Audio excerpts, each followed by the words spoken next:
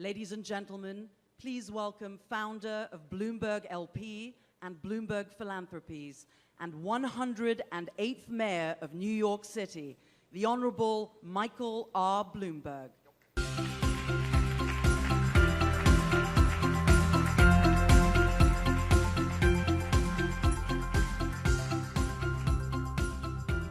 Well, good morning, everyone. I don't hear you. Good morning. Good, and thank you for joining all of us. And I did want to especially thank President Obama and Commerce Secretary Penny Pritzker for teaming up with our foundation, Bloomberg Philanthropies, to host this groundbreaking event. With over 200 corporations and 50 African countries represented here, this gathering really does represent a new approach to economic development in Africa and a new moment in U.S. African relations. Since the dawn of Africa's independence movement, America's relationship with the continent has centered on foreign aid and the work of international institutions, particularly the World Bank and the UN. That part of our relationship still is vitally important, but Africa has now developed into a global economic force, and so our relationship must evolve and mature. And that is the purpose of this forum, to recast our relationship as a full, equal, and advanced economic partnership, a partnership that holds as much promise for African countries as it does for America. We have the people in this room to make that partnership a success. So to start off the morning, I would like to invite all of you to take a few seconds to introduce yourself to the person next to you or someone you have not met yet.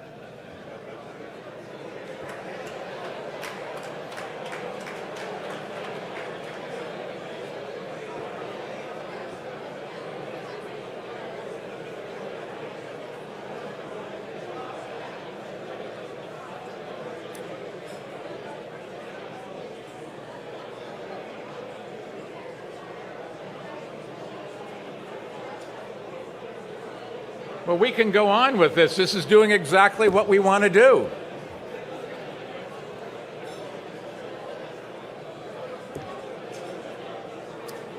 As we all know, whether it's in our families or our businesses or our countries, relationships are what matters. And that's the whole idea here today, to get to know each other, to develop contacts, and to show our mutual respect one for another. And thank you. Clearly, there's a lot to talk about, and there will be more opportunities to continue our conversations. There is so much to discuss because Africa is today's biggest market opportunity in the global economy. And if you think I'm kidding, just look at the numbers.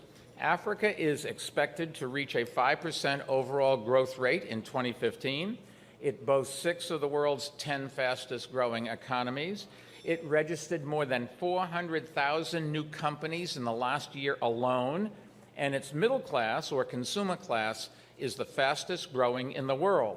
The fact is, Africa is no longer emerging. It is here now. As Africa begins a new stage in its journey, we in America want to walk by its side. But we also realize that we have some catching up to do. Foreign investment in Africa has reached record highs, but that the United States is being driven more by its own domestic policies, and we are letting Europe and China go faster than the U.S. And while our exports to the continent are at a record high, it's also true that only 2% of our total exports go to Africa.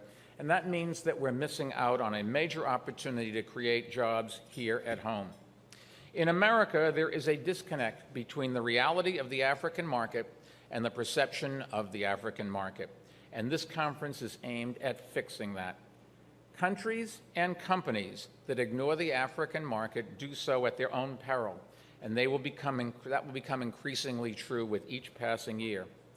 The business that I own, Bloomberg LP, has offices in 6 countries in Africa, 8 cities, employing more than 160 people, including more than 120 full-time and freelance journalists, and we are growing there. In fact, the first business trip that I took after leaving office in January was to South Africa to help expand our offices both in Cape Town and Joburg.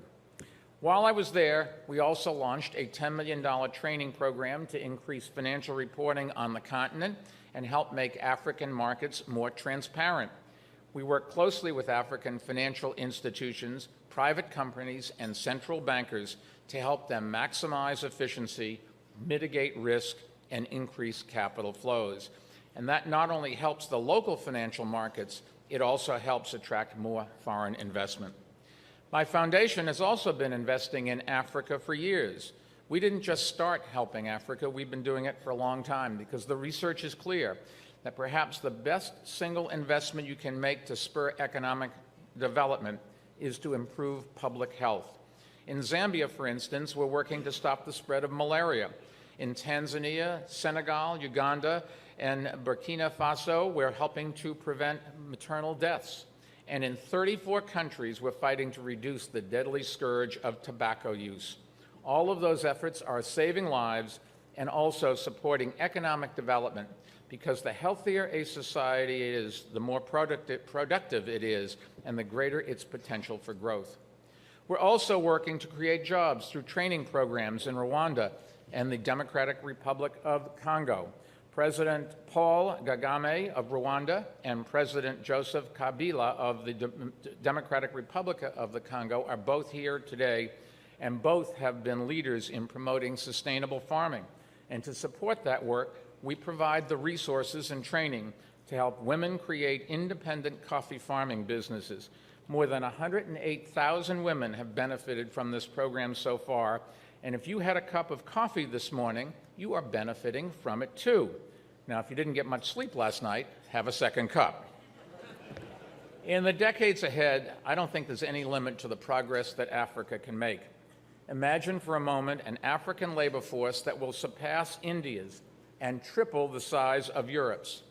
Imagine an Africa where extreme poverty as we know it is virtually eliminated, where a consumer class with rising incomes has greater purchasing power, where broadband access stretches from Cairo to Cape Town and all points in between, where climate change policies that protect Africa's coastal cities and farmlands go hand in hand with economic growth, and where people from around the world want to live and work to experience Africa's natural beauty, diverse cultures, and tolerant societies. That is the Africa that Africans want for their children and their children's children. And it's the Africa that all of us can help bring to life if we seize the moment. Based on the incredible energy in this room, I've never been more optimistic about Africa's future. And I know that President Obama and Secretary Pritzker feel the same way. The Secretary deserves an enormous amount of credit for her leadership in pulling this conference together. And it is now my pleasure to turn the floor over to her. Secretary Pritzker.